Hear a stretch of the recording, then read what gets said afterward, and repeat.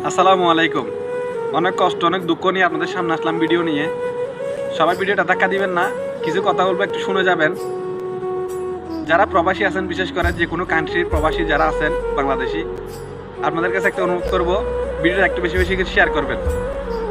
যারা দুবাই প্রবাসী আছি, আমরা যারা দুবাইতে অবস্থান আছি, আমাদের কষ্টটা দেখার মতো কেউ নাই।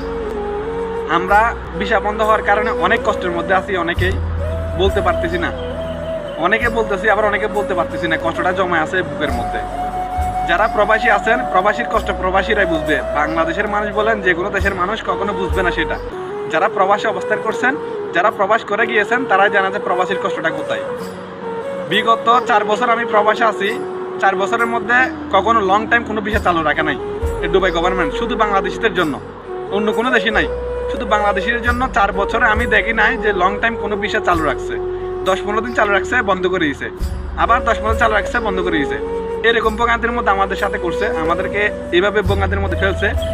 বর্তমানে 1 বছর যাবৎ গভর্নমেন্ট যাওয়ার পরে 1 বছর যাবৎ আমাদের কোনো ভিসাই চালু নেই, কোনো ভিসাই চালু নেই আমাদের দুবাইতে আমাদের কোনো ভিসাই চালু নাই। আমরা সবচেয়ে বেশি কষ্ট পাচ্ছি এক জায়গায়, ট্রান্সফার ভিসাটা বন্ধ করার কারণে।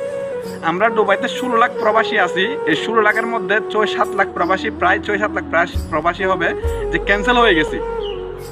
এমন কোম্পানি আছে কাজ করে বেতন পাচ্ছে না, এমন কোম্পানি আছে কাজ বেতনের থেকে কাজ করাচ্ছে বেশি। কারণ অনেক কোম্পানি এখন জেনে গেছে যে আমাদের ভিসাটা বন্ধ, ট্রান্সফার হওয়া যাচ্ছে না, সেই জন্য আমাদের উপর জুলুম করতেছে।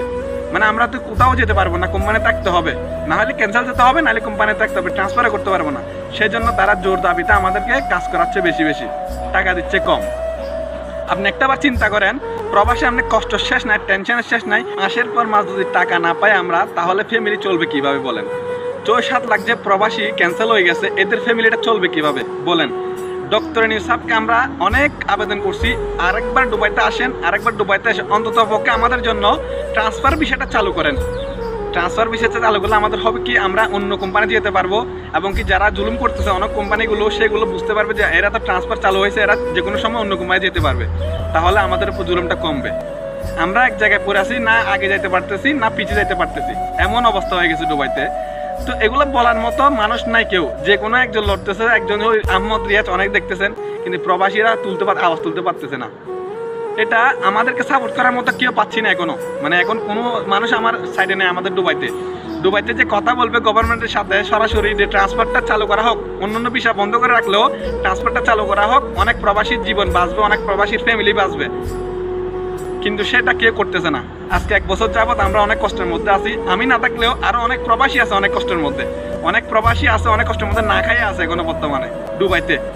এমন পরিস্থিতি হয়ে গেছে দুবাইতে এখন। প্লিজ আমি তো আপনাদেরকে একটা অনুরোধ করবো, সবাই ভিডিওটা বেশি শেয়ার করবেন, যেন বিষয়টা ট্রান্সফার বিষয়টা চালু করে, অন্তত পক্ষে যেন যারা প্রবাসী ক্যান্সেল হয়ে গেছে তারা যেন বিষয়টা লাগাইতে পারে, বাংলাদেশে যেতে না হয়।